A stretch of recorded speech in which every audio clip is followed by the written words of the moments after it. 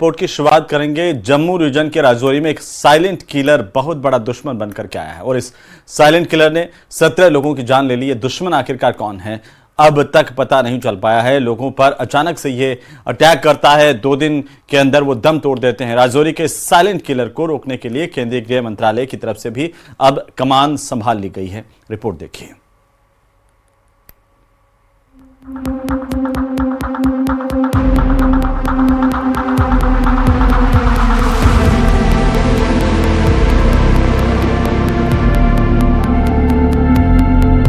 ऐसा मेडिकल आपातकाल कोरोना के बाद नहीं दिखा। गांव वीरान, हर शख्स परेशान, हर चेहरे पर मास्क, पीपी किट में लिए जा रहे हैं सैंपल। खौफ में डूबा पूरा जम्मू कश्मीर, क्योंकि यहां एक इलाके में मचा हुआ है हाहाकार। Quarantine, lockdown, containment zone, sample collection, virus, संक्रमण या कोई जहर। क्या है राजौरी की हॉरर स्टोरी? राजौरी के बिढ़ाल गांव में हम पहुंचे हैं और ये तस्वीरों में जो घर आपको दिखाई दे रहा है, ये घर वही घर है जहां पर 6 मौतें हो चुकी हैं। राजौरी में एक के बाद एक हुई 17 मौतों ने दहशत फैला दी है। मरने वाले 17 लोगों में 12 बच्चे हैं। गांव में यहां 6 बच्चों को दफना दिया गया। ये कब्र देखकर हर कोई सोच रहा है कि अगला नंबर उसका तो नहीं। राजौरी की दूरी जम्मू से 137 किलोमीटर है। राजौरी की श्रीनगर से दूरी 175 किलोमीटर है। जम्मू कश्मीर का ये बहुत ही अहम इलाका इस वक्त कहर की चपेट में है। पैनिक बहुत ज्यादा है, किसी के समझ में नहीं आ रहा। राजौरी से लेकर जम्मू और श्रीनगर से लेकर दिल्ली तक डॉक्टरों, अफसरों, नेताओं के होश उड़े हुए हैं। क्या है मौतों की वजह? क्यों राजौरी पर है पूरे देश की नजर? क्या राजौरी में हो रही मौतें किसी बड़े खतरे की घंटी है? अचानक पेट में दर्द उठता है, अचानक छाती फूल जाती है, अचानक लोग बेहोश होकर गिर पड़ते हैं। जम्मू कश्मीर में उमर अब्दुल्ला की सरकार चौकन्ना है। राजौरी में एक के बाद एक 17 लोगों की मौत ने पूरे सूबे को हिलाकर रख दिया है। बड़हाल गांव में लॉकडाउन लग गया है। 3-3 कंटेनमेंट जोन बना दिए गए हैं। क्या राजौरी का खौफ अब किसी और इलाके में मंडराने लगा है? राजौरी के बाद आसपास के जिलों में भी दहशत है। वायरस की जांच से लेकर महामारी के खतरे तक ICMR और DRDO जैसी संस्थाओं के वैज्ञानिक हैरत में हैं। राजौरी से लेकर दिल्ली तक हड़कंप मचा हुआ है। राजौरी से 750 किलोमीटर दूर गृह मंत्रालय इस पूरे प्रकरण पर अपनी पैनी नजर बनाए रखे हुए है। चारपाई से उठ नहीं पाए, मौत। चौखट पार नहीं कर पाए, मौत। गांव की सरहद पार नहीं कर पाए, मौत। एम्बुलेंस में लिटा नहीं पाए, मौत। हॉस्पिटल पहुंच नहीं पाए, मौत। राजौरी में अकाल मौतों का रहस्य। जांच रिपोर्ट आने से पहले मरीज कब्रिस्तान जाता है। इसमें थोड़ा सा वक्त लग रहा है क्योंकि अभी तक सब्सटेंस क्या है, किस वजह से ये सब हो रहा है, इसके बारे में पूरी तरह से हम पता नहीं कर पाए। जैसे कर पाएंगे आपको बता देंगे। सरकार में पैनिक लेवल का अंदाजा लगाया जा सकता है। मरीजों को एयरलिफ्ट करके राजौरी से चंडीगढ़ PGI ले जाया गया है।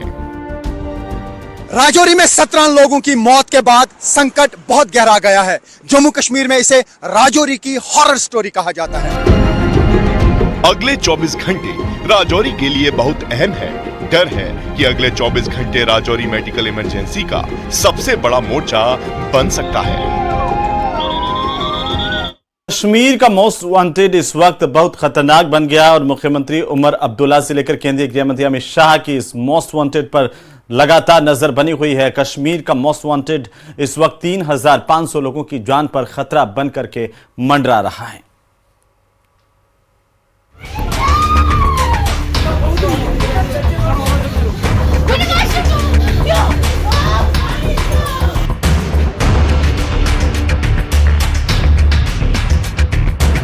क्या आपको याद आया लॉकडाउन?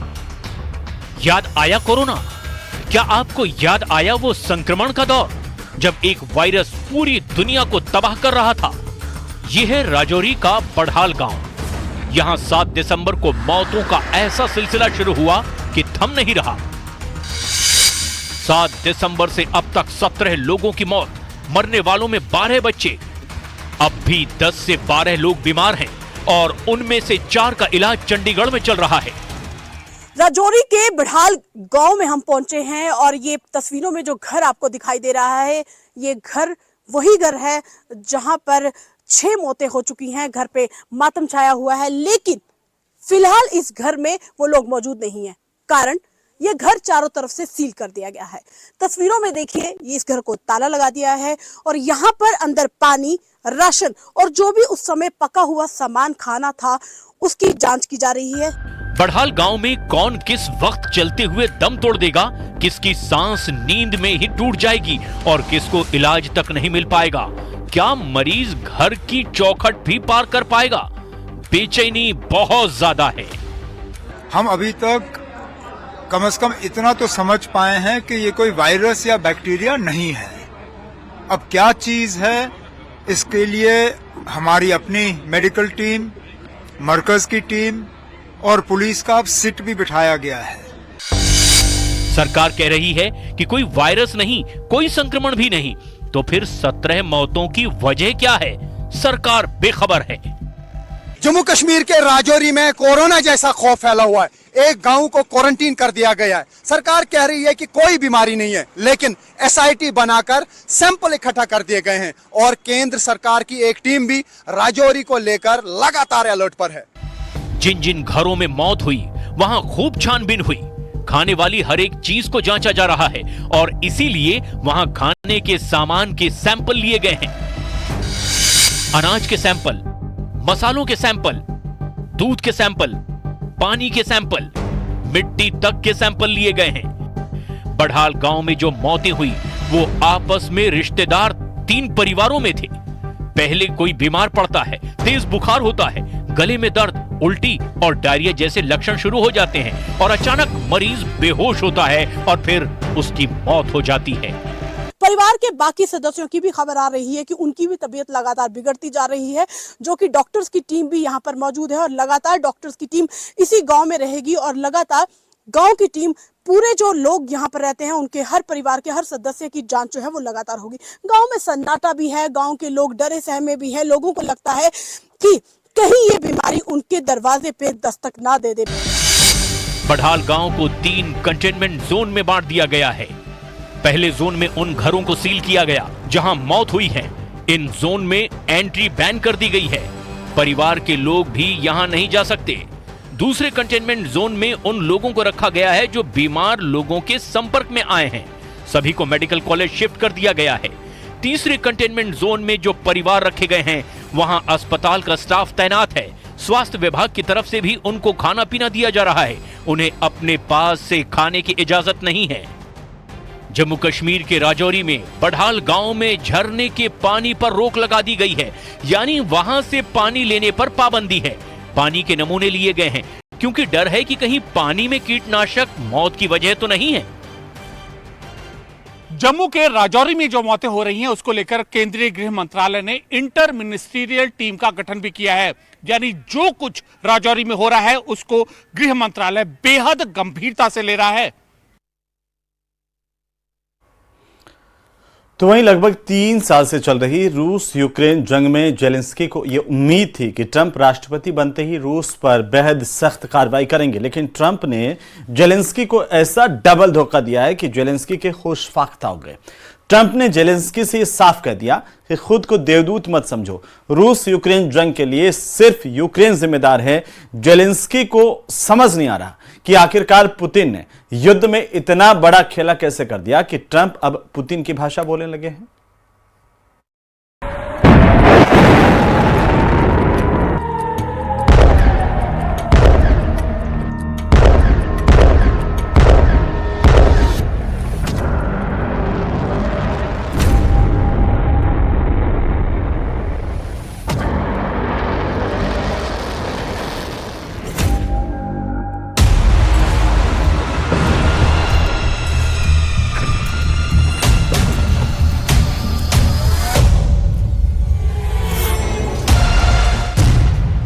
जेलेंस्की पर भड़के ट्रंप, हार गए यूक्रेन अमेरिका। लगभग 3 साल की रूस यूक्रेन जंग में रूसी सेना को जितना नुकसान हुआ है, उससे कहीं ज्यादा रूसी सेना ने यूक्रेन की जमीन पर कब्जा करके अपना हिसाब बराबर कर लिया है। आज हम आपको दिखाने जा रहे हैं कि क्यों अमेरिका के नए राष्ट्रपति डोनाल्ड ट्रंप राष्ट्रपति जेलेंस्की को धोखेबाज और हारा हुआ राष्ट्रपति साबित करने पर तुले हुए हैं। क्यों 72 घंटे के अंदर ही 78 साल के राष्ट्रपति ट्रंप को समझ आ चुका है कि पुतिन को जंग में हराना नामुमकिन है और युद्ध विराम करना उससे भी कहीं ज्यादा मुश्किल है। वॉर जोन से आ रही रिपोर्ट के मुताबिक रूसी सेना जंग के उस फेज में पहुंच चुकी है जहां यूक्रेन के साथ साथ नेटो और अमेरिका भी युद्ध हारने जा रहे हैं। आप देखिए पुतिन के किस वॉर गेम से ट्रंप और जेलेंस्की की हेकड़ी निकल गई है।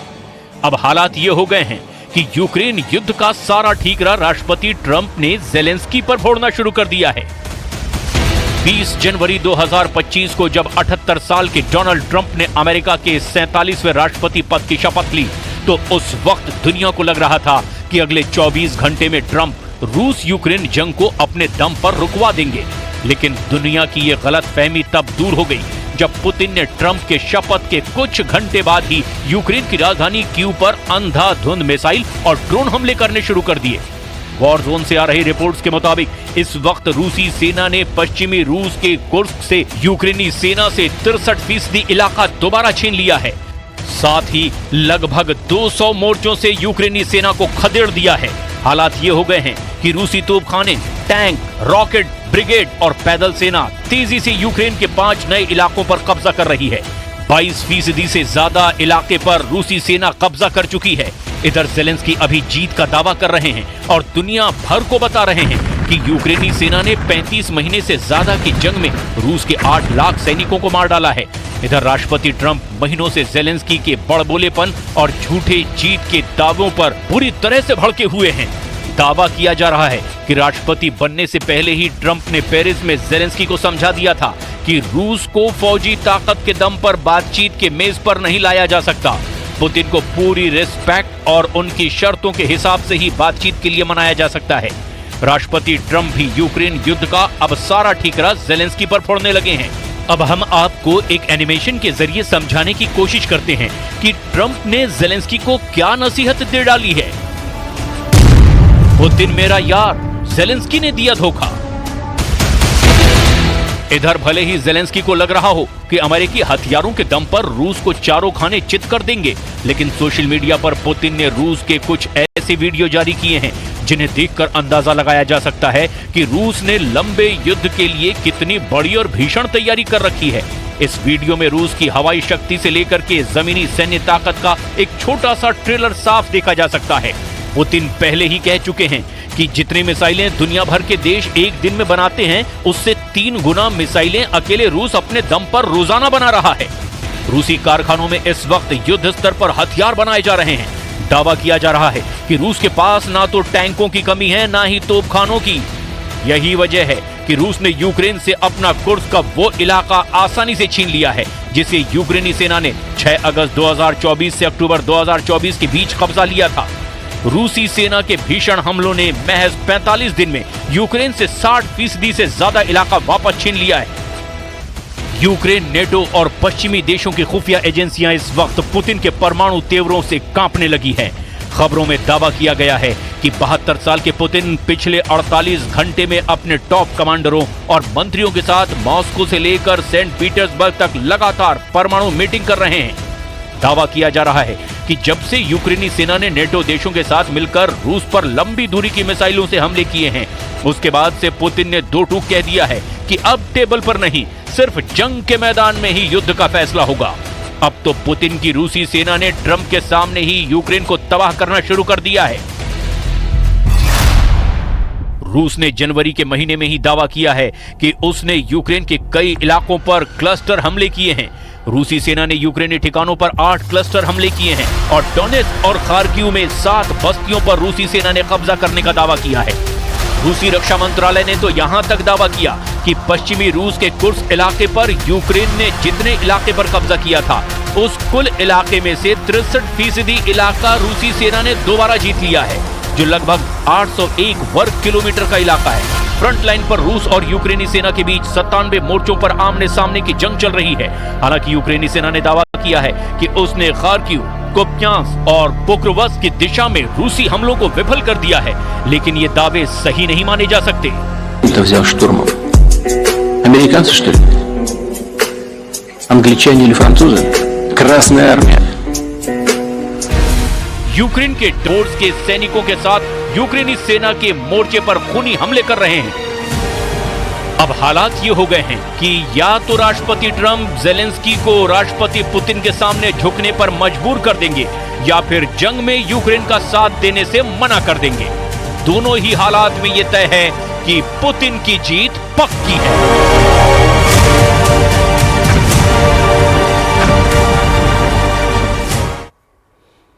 और चलिए अब बात करेंगे महाकुंभ की, जहां पर महाकुंभ के अलग अलग रंग इस वक्त संगम तट पर देखने को मिल रहे हैं। आम लोग जहां करोड़ों की संख्या में यहां पर पहुंचकर स्नान कर रहे हैं, वहीं बड़े बड़े पॉलिटिशियन, सेलिब्रिटीज भी महाकुंभ में डुबकी लगा रहे हैं।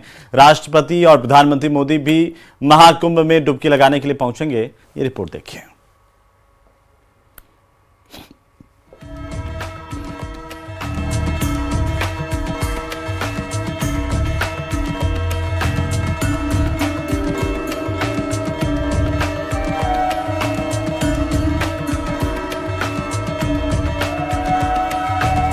प्रयागराज इस वक्त दुनिया के मानचित्र पर अपना अलग रंग बिखेर रहा है। संगम तट पर विश्व का सबसे बड़ा आयोजन हो रहा है और प्रयागराज इस वक्त विश्व में सबसे ज्यादा आबादी वाला शहर बना हुआ है।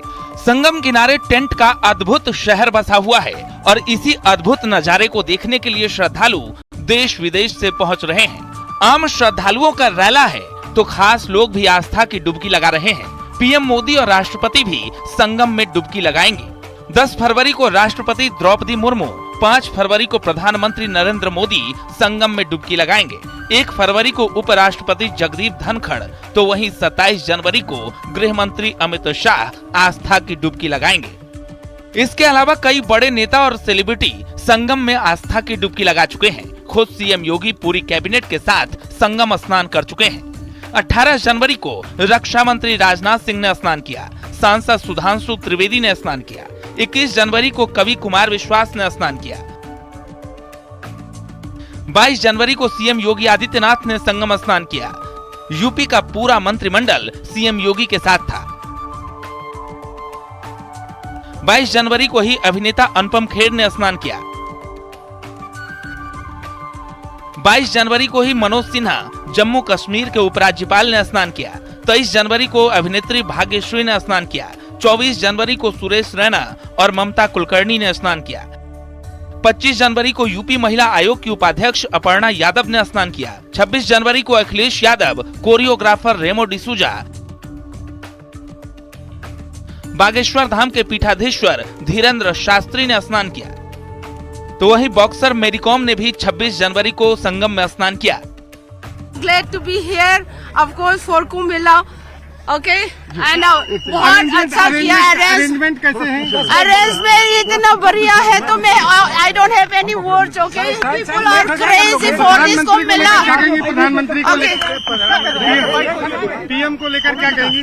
पीएम साहब इतना अच्छा किया। ये सिर्फ नरेंद्र मोदी जी और योगी जी मुमकिन कर सकते थे, बस इतना ही कहेंगे। हमारा तो ट्रेडिशन रहा है, इतने सालों से कुंभ मेला तो जमता ही है, लेकिन इसका प्रचार और लोगों तक ये पहुंचाना मेरे ख्याल से गवर्नमेंट ने बहुत अच्छी चीज की है, जहां देश विदेश में लोगों को इसके बारे में जानकारी होकर वो लोग यहाँ पर आ सकते हैं और प्रबंध इतना अच्छा किया है कि वो इसका लाभ उठा सकते। जिस तरह से यहाँ पर ये आयोजन हुआ है, जिस तरह से आम इंसान, आम साधु, आम लोग एक सुरक्षित वातावरण में, एक त्योहार के वातावरण में यहाँ हैं, ये एक अचंभित करने वाली बात है और इसका पूरा श्रेय यहाँ के प्रशासन को जाता है, यहाँ के मुख्यमंत्री श्री योगी आदित्यनाथ जी को जाता है। मैं बहुत खुश हूँ। प्रयागराज में चल रहे इस आस्था के महाकुंभ में हर व्यक्ति डुबकी लगाना चाह रहा है। बड़े नेता हों या बड़े सेलिब्रिटीज या फिर आम लोग महाकुंभ मेले में भागी बनने के लिए संगम तट पर पहुंच रहे हैं। Bureau report, news 18।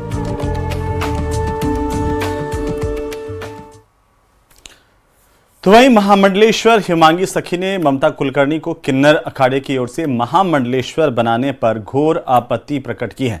उन्होंने ममता के डी कंपनी से रिश्तों का मुद्दा उठाया और साथ ही सवाल किया कि ममता स्त्री हैं तो फिर उन्हें किन्नर अखाड़े से महामंडलेश्वर क्यों बनाया गया।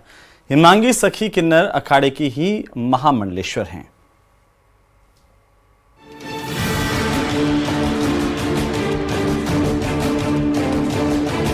महाकुंभ में बॉलीवुड एक्ट्रेस ममता कुलकर्णी को महामंडलेश्वर बनाए जाने पर विवाद थमने का नाम नहीं ले रहा है। ममता कुलकर्णी को किन्नर अखाड़े का महामंडलेश्वर बनाया गया है। अब उसी किन्नर अखाड़े की दूसरी महामंडलेश्वर हिमांगी सखी ने अखाड़े के इस फैसले पर सवाल उठाए और कहा कि ममता कुलकर्णी का डी कंपनी से कनेक्शन रहा है। ममता कुलकर्णी जैसी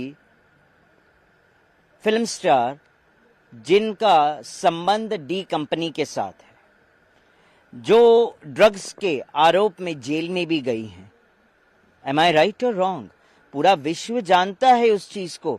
उसके बावजूद आप उन्हें दीक्षा देते हैं और उन्हें महामंडलेश्वर के पद पे बिठाते हैं विदाउट कोई शिक्षा दिए।